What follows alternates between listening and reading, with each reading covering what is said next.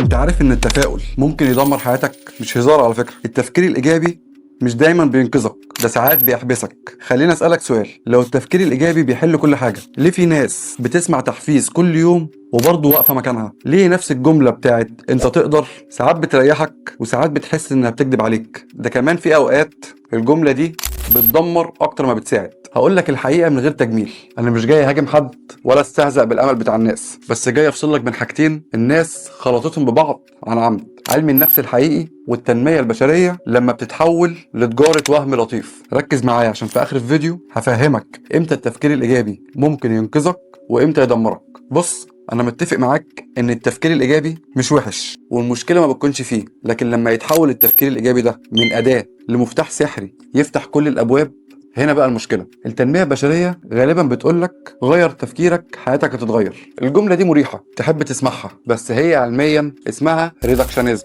يعني ايه؟ يعني بتاخد مشكله كبيره معقده وبتختزلها لسبب واحد بسيط علشان ما تتعبش. انما علم النفس بيقول حاجه تانية خالص، بيقولك التفكير جزء من منظومه اكبر، هو مش كل منظومه. في فرق بين انك تغير الفكره وبين انك تفهم مصدرها. زي بالظبط واحد يجي يقول لك انا خايف، فانت بتيجي تقول له ما تخافش، انت كده غيرت تفكيره. لكن لما تساله الخوف ده من امتى؟ من مين؟ ايه اول موقف حصل لك خلاك تحس الخوف ده؟ ده هنا اسمه فهم، والفهم ده هو اللي بيغير بجد. انك تغير افكارك من غير ما تفهم مصدرها هقول لك بالظبط عامله زي ايه: كأن لا قدر الله حصلت حريقه وانت سمعت جرس الانذار بتاعها فجريت طفيت الجرس وسبت الحريقه شغاله ومشيت. وهنا نبتدي نفهم شويه ليه التفكير الايجابي ما بيحلش كل المشاكل. لان في مشاكل مش محتاجه تفكير ايجابي، بتكون محتاجه مهارات، موارد، حدود، تغيير واقع.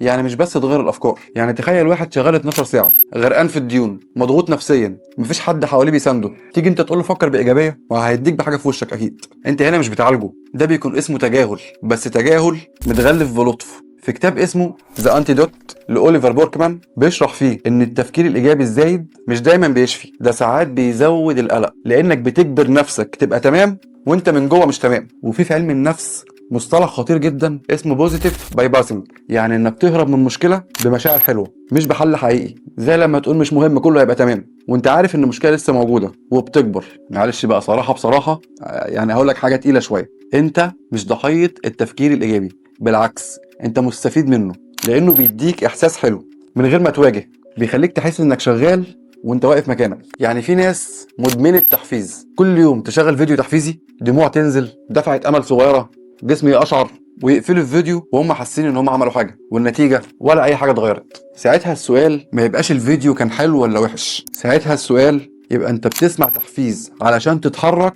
ولا علشان تهرب شويه من احساس التقصير. لان التحفيز في اللحظه دي بيرفع الدوبامين بس ما بيبنيش عاده، ما بيفكش عقده، ما بيغيرش سلوك لوحده. دكتورة أنا ليمبكي في كتابها دوبامين نيشن بتشرح إن نفس الحاجة اللي بتديك إحساس حلو لو فضلت تاخدها كتير من غير فعل حقيقي بتفقد تأثيرها، والأنيل من كده إنها بتقلب ضدك. خليك صريح مع نفسك، آخر مرة أنت سمعت فيها فيديو تحفيزي وخدت الدفعة دي وجسمك أشعر، عملت إيه بعدها فعليا؟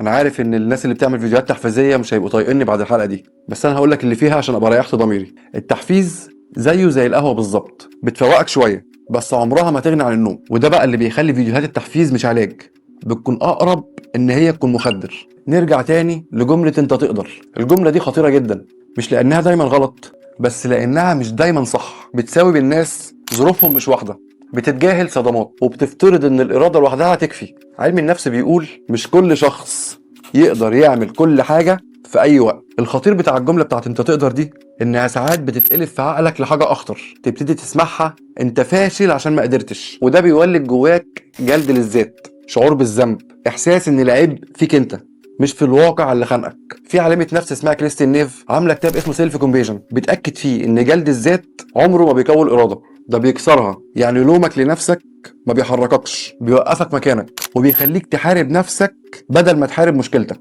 تعال الخص لك بسرعه الفرق بين علم النفس والتنميه البشريه. التنميه البشريه غالبا بتقول لك ايه؟ فكر صح، شد حيلك، الكون هيستجيب، انت تقدر. علم النفس بقى بيقول لك افهم نفسك، اعرف حدودك، اشتغل على سلوكك، غير بيئتك، وبعدها الافكار تتغير لوحدها. واحد بيبيع امل والتاني بيبني وعي. التنميه البشريه بتقول لك المشكله فيك انت، علم النفس بيقول لك المشكله اكبر منك بس مسؤوليتك انك تفهمها. طيب حد يقول لي يا تيتو، طب ما تقول لنا يعني في تفكير ايجابي ولا مفيش؟ لا، في تفكير ايجابي، بس تعالى اقول لك بيكون شكله ايه. التفكير الايجابي الصح مش انك تنكر الواقع، لكن انك تواجهه بعقل صاحي. انك تقول انا تعبان، مش قادر دلوقتي، ظروفي مش سامحه، بس اقدر اتحرك خطوه ولو بسيطه، اقدر اتعلم اي حاجه جديده حتى لو ظروفك صعبه. فكر بايجابيه في انك تطور من نفسك لو حاجه بسيطه كل يوم. ده اسمه واقعيه نفسيه، مش تفاؤل اعمى. لو حد جه قال لك التفكير الايجابي بيحل كل حاجه، اساله بهدوء: طيب والخوف ايه نظامه؟ طب الصدمات؟ طب الديون؟ طب العلاقات السامه؟ بص، هو الامل مهم، بس الامل اللي ما بيخلكش تواجه ده مش امل، ده مخدر. والحقيقه الاخيره اللي محدش بيحب يسمعها: التحفيز بقى اسهل من المواجهه، وده اختيارك انت. السؤال الحقيقي ما تقولش افكر ازاي، المفروض تقول ايه اللي محتاج يتغير بجد. عايزك تقعد مع نفسك، تفكر وتشوف ايه الحاجه اللي انت كنت بتهرب منها باسم التفكير الايجابي، واكتبها لي في كومنت. انا تيتو، ودي كانت رحله وعي.